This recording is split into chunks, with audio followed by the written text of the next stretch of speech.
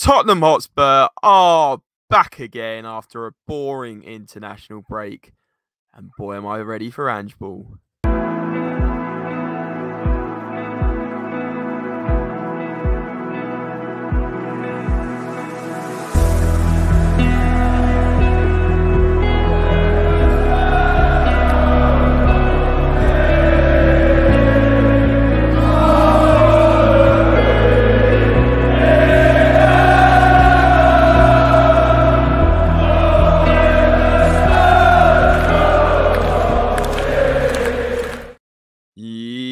Yes, guys, hello, welcome back to the SpursRelated YouTube channel and podcast. I hope everyone is doing very well, minus, of course, that boring international break I mentioned that just kills the mood. It's a real dampener. I really do hate them, but we are back, and we are back playing at Tottenham Hotspur Stadium on Monday evening against Fulham, and we thought we would do a little match preview. Today, I am joined alongside Andre of SpursRelated all the way from Canada, and Jack isn't with us today, but he will be doing a vlog at this game for you guys, which I'm buzzing to see. So make sure you smash a thumbs up if you're looking forward to seeing the vlog, and of course to support the channel. But guys, apologies on the lack of content for the last 10 days. A, we've been very busy, and B, more importantly, I just hate talking about the international break, and I didn't want to put out content that we weren't happy with. So it was a bit of both, but I hope everyone's doing very well. Please let me know how you're doing in the comments below. It'd be great to hear from everyone. But Andre, how are you, mate? Are you good? Oh, yeah, I'm doing great. I'm really excited to see Tottenham are back. And yeah, I mean, not to discredit the international break, things will get much more interesting in a few years when the World Cup's around the corner. But for now, just after the World Cup, it can be kind of boring. But glad to see that we're coming back. We're up and we have a chance to go back to first after the few games that we've just had. I really hope that we get something good out of this. Yeah, exactly. Yeah, Liverpool have leapfrogged us. Man City also getting a scraping a win today. And obviously, yeah, if we get the win, we go back to top. It's as simple as that. There's a few things to get through on this video, guys. We're going to go through the squad update in terms of any injury news. We're going to also look for the head-to-head records between Tottenham and Fulham, and we'll just say Tottenham's record against Fulham is very favourable, which is it's good news for us. And of course, also we're going to do our score predictions, which we'd like you to whack in the comments. So guys, make sure you whack your score predictions in the comments at the end of this video and smash a like. But Andre, let's not waste any time. Let's get straight into this. Who are the key injuries for us and suspensions, of course, as we've got to talk about, with Bissouma missing this game thanks to 2 yellow cards against Luton. Yeah, so, I mean, the main thing here, unfortunately, guys, if we remember, Bissouma with that dive right when he had a yellow card already, and see you later. So he won't be playing. It's very unfortunate. We'll see what happens. I think we have some players coming back as well. I believe Lascelles played for Argentina, so he's ready to go and fill in if he needs it. And we've got a bit of a depth going. I know there's been that issue that we're not sure if we have enough squad depth, but we're making it work. Let's try and last till January. But other than that, I believe Brian Hill, Johnson, they're questionable. So, and beyond that, obviously all the players that have already been injured. Perisic gone for quite a while. But mainly I want to highlight Bissouma because he's been so good this season, and it's just unfortunate we won't get to see him play tomorrow. Yeah. Or sorry, on Monday. Yeah, I mean, it's a completely different dynamic without Bissouma. We look so fluid in midfield, and we look so dominant in midfield when he's playing. He just mops up the possession a bit like Moussa Dembele used to. He drives forward with a lot of dribbling ability and finesse, and it's a joy to watch him in midfield at the moment alongside Sarr. But Sarr, honestly, is much better when Bissouma's playing. So when Hojbjerg, who's probably going to come into the fold on Monday night, it's a different Tottenham team. It's more defensive. It's not quite as... it hasn't got as much flair in the midfield.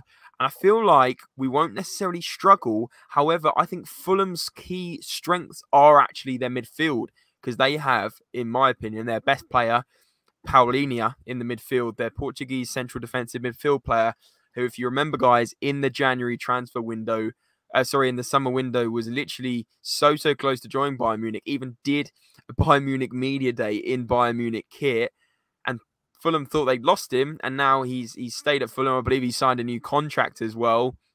Absolutely crazy turnaround. He is dominant in the midfield, so I think we could be struggling against him. But we'll come to the ones to watches in a minute. Andre, you were about to mention Adama Traore missing for them with a thigh injury. I think it's actually a hamstring injury. He's been out for around 6 weeks already.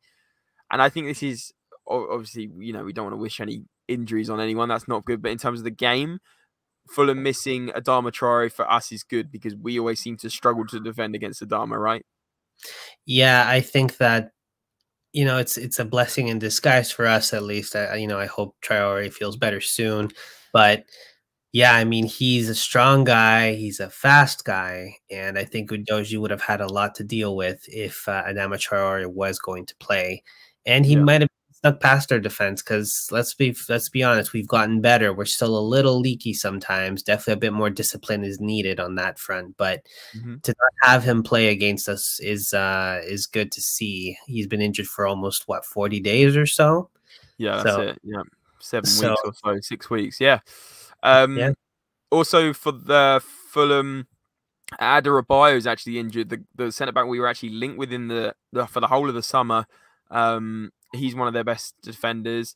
Also, Bender and Diop are also out. So yeah, I'd say they're key ones: Traore and Adarabioyo. And for us, like you were mentioning, obviously, Basuma being missing. Bentancur apparently is back, according to Paul O'Keefe, in 2 to 3 weeks, which is exciting because, if we lost to Basuma, we got Bentancur. I think Bentancur goes straight in alongside Basuma, but we'll get into that in another video as well. Let's talk head-to-head records, shall we, Andre? Let's have a little look at the head-to-head records between Tottenham and Fulham. And I pulled some data up for you guys. Obviously, Tottenham are 6 wins, 2 draws in the league from 8 games, undefeated.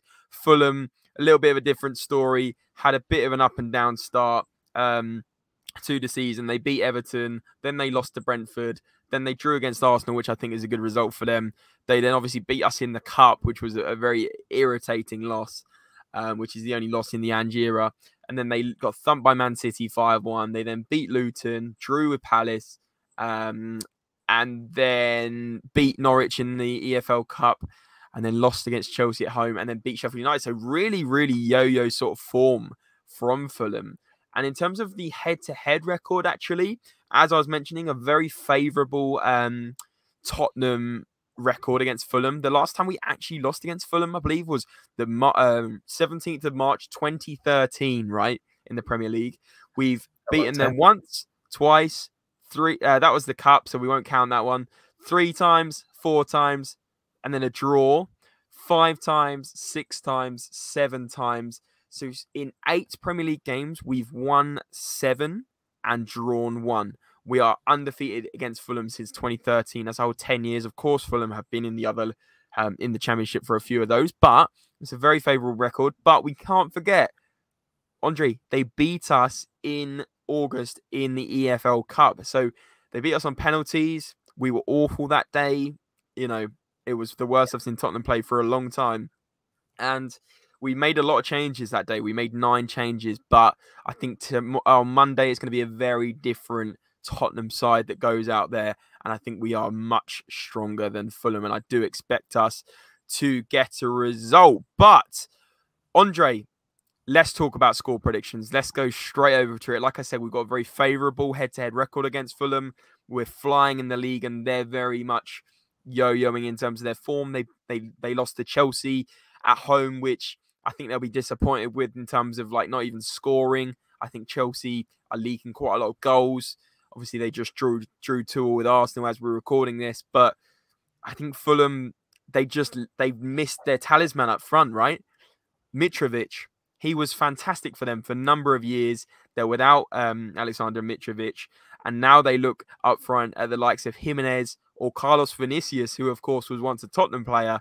So he might be a familiar face that may come to haunt us. But I think under the lights of the Tottenham Hotspur Stadium and the fact that we really have missed football for 2 weeks, haven't been at the Tottenham Stadium for a long time. I mean, I think the last home game we actually had was that Liverpool game, which was on the 30th of September. So we haven't had a home game for 3 weeks. I'm looking forward to it. and I am going straight away, Andre, with a 3-1 Tottenham win. And I think Sonny gets on the score sheet. I think Maddison gets on the score sheet. And I also believe that we could see maybe an unlikely scorer, maybe another defender gets on the score sheet, like a Pedro Porro. I'm going Porro, Son, Maddison with our goals. And for them, Bobby De Cova-Reed has scored 2 this season. I believe he may get a goal if we were to concede. He seems their main threat in terms of a forward player. Maybe it's Carlos Vinicius, who knows? But I think 3-1 Tottenham, and I think we will get the job done under the lights of the Tottenham Stadium. Well, you know, I was actually gonna say something similar.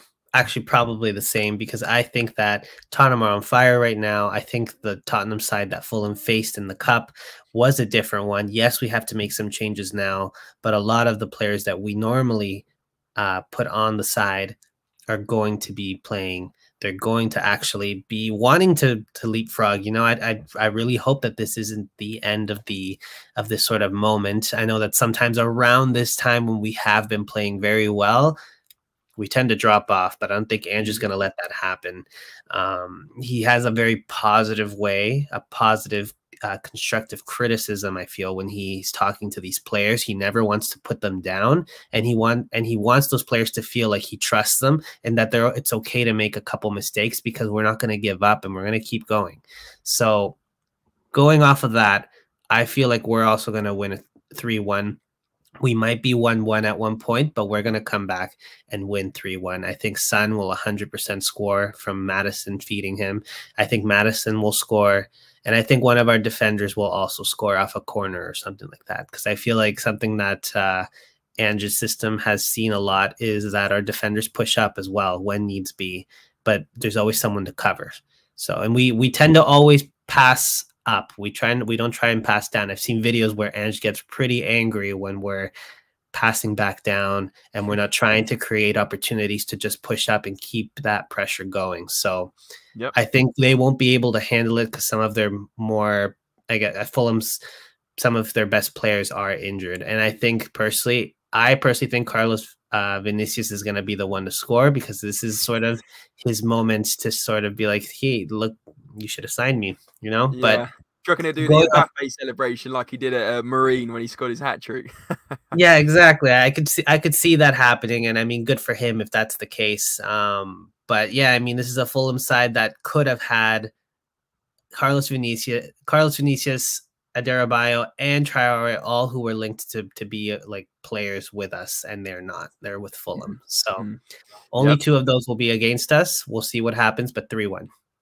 Don't forget also, Willian obviously went to Tottenham all the way back in like 2012-13, went to do a medical at Tottenham and then got a helicopter to Chelsea, transferred to Chelsea, and always haunted us ever since. And actually, he scored in his last Premier League game for Fulham. He's been on a little bit of form. I think he's like 7 years old, which is crazy to think. He's still, you know, playing at the top level. So don't forget about him. He will be well up for it against Tottenham. You know, he seems to always get a goal or an assist against us. So don't forget about Willian. Hopefully he doesn't haunt us, but worth noting him as a player to watch as well. We have to not forget about him. But guys, that is all we got time for. Like we said, little preview for you guys. Hope you've enjoyed it. If you did enjoy it, let's see if we can get 50 likes on this video, guys. Smash the thumbs up. Jack is doing a vlog on Monday, so expect that probably very late on Monday, if not Tuesday morning. I'll look forward to editing that. And of course, we have got more content coming up. We've got a few little ideas, including looking ahead at the January transfer window as well. So please, please, please comment below your score predictions. Smash the thumbs up. Subscribe if you're new. And as always, guys, remember, come on, you Spurs. Come on. No more internationals. Love it.